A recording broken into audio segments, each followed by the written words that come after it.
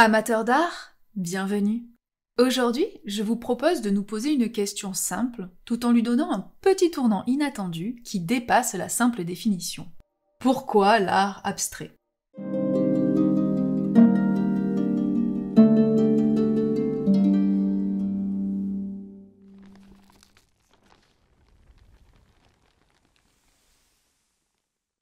Si nous nous étions posé la question « Qu'est-ce que l'art abstrait ?», je me serais contentée de vous redire les sempiternelles définitions qui sont très largement rabâchées dans les manuels. Alors que si nous nous demandons pourquoi faire, quelle est la cause de ce changement si profond, si énorme dans l'art, car le passage à l'abstraction est une des ruptures majeures qui a eu lieu dans l'histoire de l'art, il nous est possible de donner un autre éclairage à ce bouleversement artistique plus profond et plus révélateur des interrogations des hommes d'art à cette époque. Déjà, nous allons nous attaquer à une idée reçue. Kandinsky n'a pas inventé l'art abstrait, pas plus que Mondrian ou un autre artiste. L'art abstrait est plus un phénomène global qui est apparu dans le même laps de temps, c'est-à-dire dans les années 1905-1915, à plusieurs endroits en Europe. Ainsi, Kuka dès 1909 peigna plutôt en France ce tableau, et Hilma af Klint en Suède durant l'année 1907 produisait des œuvres comme celle-ci. Et ce ne sont que deux exemples parmi tant d'autres. Tout cela pour vous faire comprendre que plus que la découverte d'un artiste, l'art abstrait est en fait la réponse de plusieurs artistes, et plus particulièrement des peintres, face à une crise profonde qui s'est installée dans les milieux artistiques depuis l'arrivée de la photographie et du cinématographe. Et donc, qu'est-ce qui s'est passé avec l'arrivée de la photographie puis du cinématographe ? Nous n'allons pas nous attarder ici sur les avancées technologiques indéniables qu'ils sont, mais plus sur les conséquences de leur arrivée.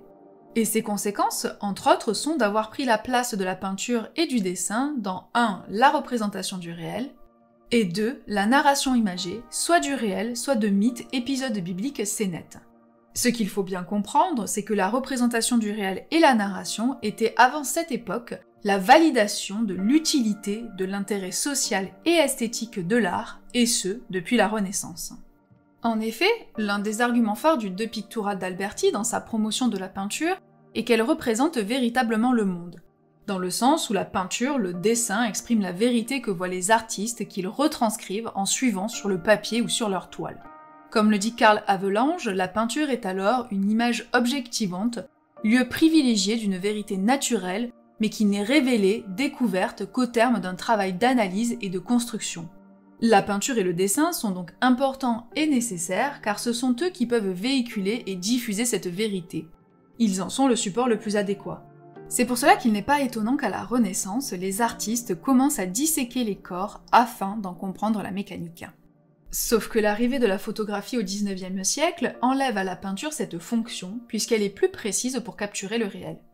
En effet, étant une machine, elle supprime les erreurs, les imperfections du dessin, qui reste une interprétation, qui passe par la main, la vue, et qui est donc porteuse de leur déformation et imprécision. Autre point, la photographie remplace les tableaux dans l'art de la portraiture, encore une fois pour des raisons de précision et de réalisme. C'est donc tout un pan traditionnel de la peinture qui n'a plus de raison d'être. L'enjeu est donc pour la peinture de se trouver une nouvelle raison d'être. Qu'est-ce qu'elle peut bien apporter au public que la photographie et le cinématographe ne peuvent pas ? Une vision subjective et interprétée du monde.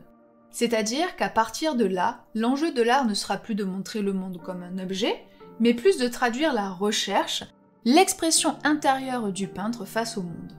C'est-à-dire qu'on ne traduit plus la surface, mais la réalité interne et perçue de ce qui nous entoure. Maintenant que je vous ai dit cela, je ne vous ai pas dit grand-chose. Car si nous savons le pourquoi de l'art abstrait, trouver à la peinture une nouvelle raison d'être, il serait intéressant de savoir le comment, afin de saisir plus précisément ce qu'est la peinture abstraite, ce qu'elle nous montre, et même ce qu'elle nous raconte. Comme d'habitude, il n'est pas question ici de vous dresser un panorama exhaustif, mais de vous exposer des points qui me semblent essentiels dans la compréhension de cette forme d'art. Et pour ce faire, nous allons observer les bouleversements scientifiques et intellectuels qui ont eu lieu au XIXe siècle et voir comment ils ont conduit à la formation de l'art abstrait. Car cette affaire est, je vous l'assure, des plus concrètes. Tout d'abord, une considération générale. Le XIXe siècle est le siècle du journalisme et des premiers ouvrages de vulgarisation scientifique. Les plus connus encore de nos jours sont ceux de Camille Flammarion dans La science du ciel par exemple. Nous allons donc partir du postulat que la culture scientifique de base de tout un chacun est relativement développée et que beaucoup se tiennent au courant des dernières avancées. C'est le cas pour une grande partie des artistes. Science et art marchent main dans la main à cette époque. Ceci étant dit, nous allons pouvoir commencer. Tout d'abord, nous allons nous intéresser au statut de la couleur en nous attardant un peu sur le discours de Goethe, le savant allemand.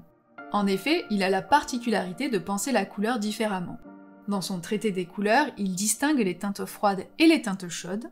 Il émet une théorie sur les contrastes, c'est-à-dire comment les couleurs s'assemblent ou ne s'assemblent pas entre elles. Et, dernier point qui n'est pas des moindres, il émet l'idée de la résonance psychologique du spectre lumineux. Autrement dit, comment une teinte peut influencer, jouer avec nos émotions. Ces trois faits réunis sont une véritable révolution. On est bien loin dans le discours de Goethe de la couleur qui sert simplement à retranscrire l'orange de la robe d'une telle ou le vert d'un tel arbre. Avec Goethe, la couleur devient porteuse d'un discours qui lui est propre. Autrement dit, elle s'autonomise. Ce qui veut dire que la couleur a dès lors la possibilité de jouer directement sur les sens du regardeur, et qu'elle sert à traduire l'atmosphère, le climat sensoriel de la toile, et cela sans que le trait, le dessin ait besoin d'intervenir. Comme c'est le cas dans La Nuit étoilée de Van Gogh par exemple. Maintenant, passons au statut de la ligne qui, avec la couleur, constitue la base du langage artistique. L'imagerie scientifique, et plus particulièrement physiologique, change drastiquement sa perception.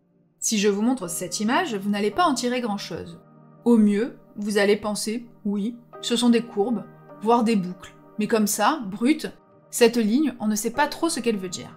Peut-être même que vous la rangez dans le catalogue des gribouillis en tout genre que votre neveu de 3 ans est capable de faire.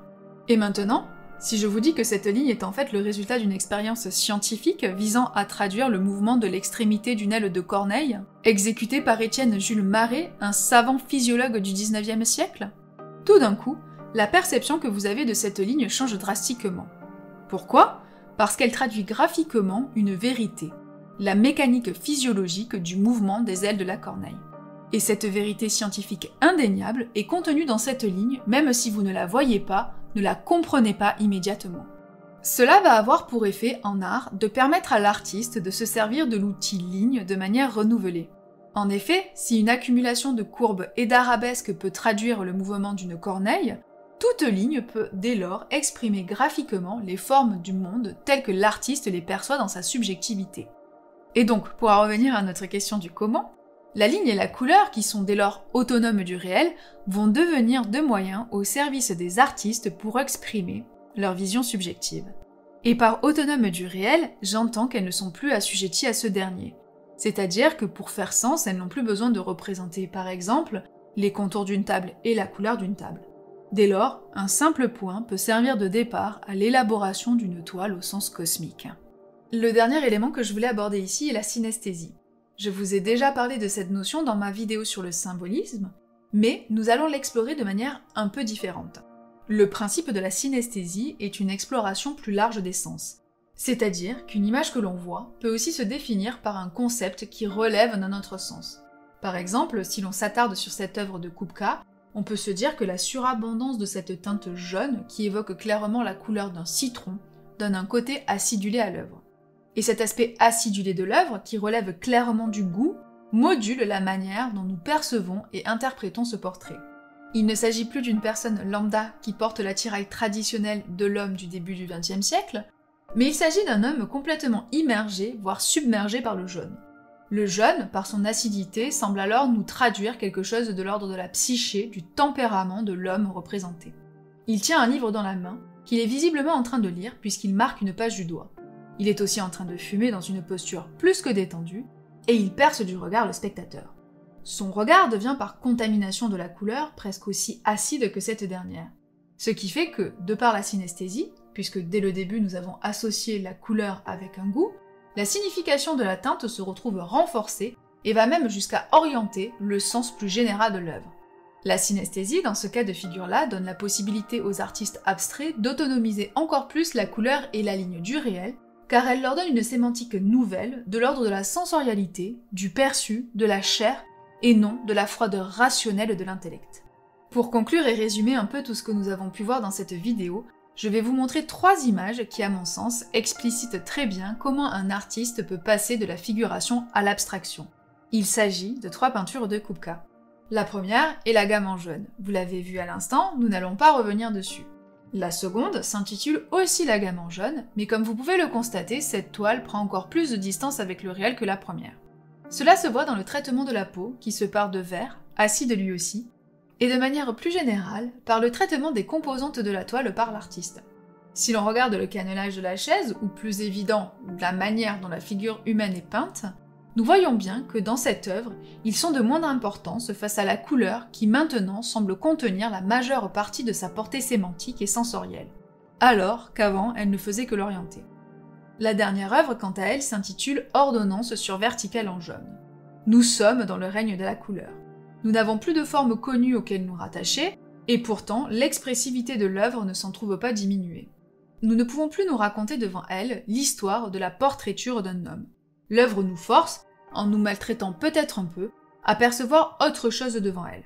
Devant nous se déploie toute la force, la puissance du jaune, de sa carnation la plus froide, presque galvanique, à celle plus chaude des ocres. Et à mesure que nous prenons le temps de voyager dans ces différentes variations, c'est une histoire sans parole, comme le dirait Verlaine, qui se déroule sous nos yeux. Je vais m'arrêter ici pour aujourd'hui. Comme vous avez pu le constater, si nous voulons rester proches de la démarche des peintres, il est très difficile de donner une définition canonique et passe-partout de l'art abstrait, car c'est un art intime et profondément ancré dans le tempérament et la recherche plastique de chaque artiste. Dire par contre que c'est un art détaché et sans aucun rapport avec le réel est faux.